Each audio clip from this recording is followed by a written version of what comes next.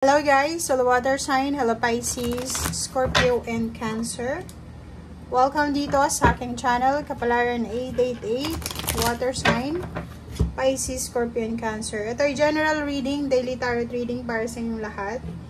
I hope na makuha nyo ang energy sa araw na ito, Lunes.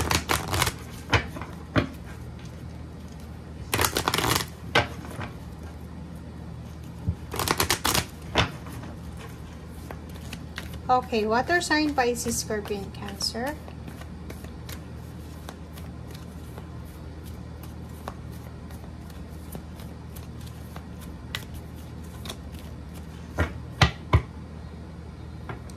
Okay, first card natin is Great Fortune. 26, money. Ang ganda ng baraha mo kasi unang barahan nakikita mo dito yung 26 which is 8, 39, manifestation 9, 10, 11, 12 and 12 din ito, 3, 3, number 2. So, nakikita natin dito guys na sa araw na ito, water sign, Pisces, Scorpio, and Cancer, isang hindi inaasahan na papasok sa buhay mo na swerte. Okay, so usaping pera siya. So, sinasabi ng barahan na posibleng may oportunidad or posibilidad na may dumating sa yung pera. Or pwedeng swerte.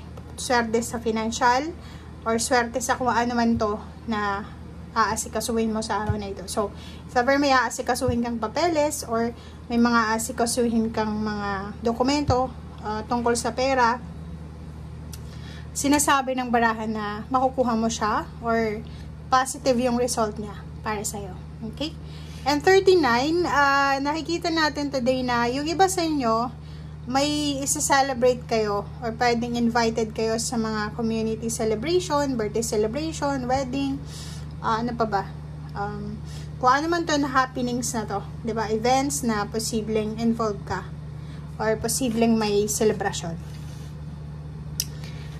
Nakikita natin dito na isang babae na posibleng financially stable or isang single sa usaping relationship ang posibleng importante sa ngayon. So, if ever man, ikaw ito, siguro yung iba sa inyo dyan, sa sobrang busy sa kanilang financial success, wala na silang oras para sa kanilang relationship or the other way around, busy sa relationship and then sa araw na ito siguro mas magpo-focus ka sa financial success mo.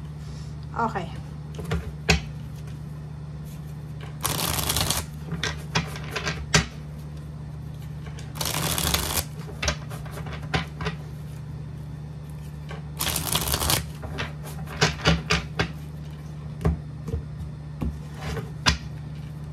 Okay, first card natin sa second deck is etong air signs energy, Gemini, Libra, and Aquarius. Mag-iingat ka sa araw na ito sa posibleng mga traitor.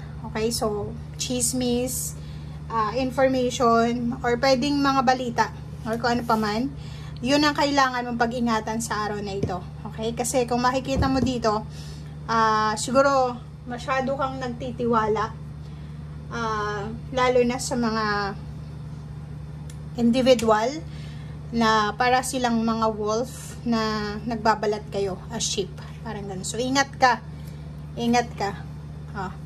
so yun, huwag agad-agad tayo, lalo na sa araw na ito, huwag agad-agad tayong maniniwala, lalo na sa mga balita, chismis or kung ano man na impormasyon, kasi ang taong ito is medyo manipulator siya. Minamanipulate niya yung emotion mo. So, ingat-ingat ka. Okay, lovers. So, if ever man relationship ito na gustong pumasok sa buhay mo, single ka, yun. Doubly ingat tayo kasi posibleng mabiktima ka ng mga panluloko. May mga away pamilya, away relationship, away kaibigan, or kung ano man tong away na meron ka sa ngayon, misunderstanding, ang posibleng magtatapos na ito. So, Nakikita ko sa'yo dito na nakafocus ka na doon sa healing, nakafocus ka na doon sa moving on. And isang issue tungkol sa relationship or pwedeng family issue, ang posibleng matutuldo ka na. Okay? Pero may iba din sa inyo dito, siguro may gustong makipagbati sa inyo, gustong makipag-reconcile, pero nandun ka sa Two of Swords na hindi ka naniniwala. Parang ganun. Parang iniisip mo na ko, hindi yan totoo. Mga sinungaling, ganito, ganyan. So, King of Cups, sinasabi ng baraha sa'yo na kumalma ka. Kalmahin mo yung emotion mo, yung sarili mo. Hindi mo naman kailangan na perasahin yung sarili mo na magpatawad or balikan kung ano yung nakasakit sa'yo. Ang gagawin mo lang sa ngayon is yun, i-relax mo lang yung sarili mo. Palayain mo na yung mga pain and heartaches mo para maka-move on ka na, and para ma-welcome mo na yung mga new beginnings. Diba? So, tingnan mo. Sinasabi ng baraha sa'yo dito na as much as possible, siguro for your peace of mind, huwag ka nang makipag-usap doon sa mga taong nanakit sa'yo, yung mga taong nagbigay sa'yo ng pagdududa, like yung pinagkaisahan ka. Alamin mo sa araw na ito, kasi nakikita natin, napapaligiran ka ng mga taong mapagbalat kayo. So, nakikita natin dito na magiging mas masaya ka, mas magiging peaceful ang buhay mo kung mag-isa ka lang. Or pwedeng kung malayo ka doon sa mga taong ito. Kasi itong mga taong itong nananakit sa'yo, yung patuloy ka nilang sinasaktan, is hindi sila aware sa ginagawa nila. 'Di ba? Akala nila, ayos lang yun sa'yo. Akala nila, walang problema sa'yo, nasaktan ka. Pero hindi nila alam, sobrang pagod na pagod ka na. Diba? So, yun. Ano man itong mga rason kung bakit ka hindi makatulog sa gabi, siguro sa init ng panahon, or sa ano man ito na may mga rason sa inyo na hindi kayo makatulog sa gabi. Sa araw na ito, sinasabi ng barahan na huwag kang masyadong hard sa sarili mo. Pag oras na ng pagtulog, dapat huwag ka nang mag-isip ng mag-isip. Okay? Yun yung kailangan mong gawin. And sinasabi ng baraha, huwag kang magmamadali. Okay? Huwag kang magmamadali para hindi ka mahirapan. And lastly, etong 10 of Wands, huwag kang mag-multitask. Diba? Yung parang minamadali mo yung sitwasyon, doble-doble, triple yung trabaho mo. So, sobra ka talagang mapapagod niyan. So, sinasabi ng baraha, relax ka lang.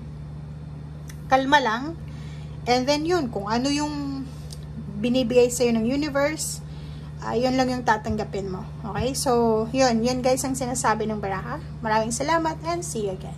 Bye!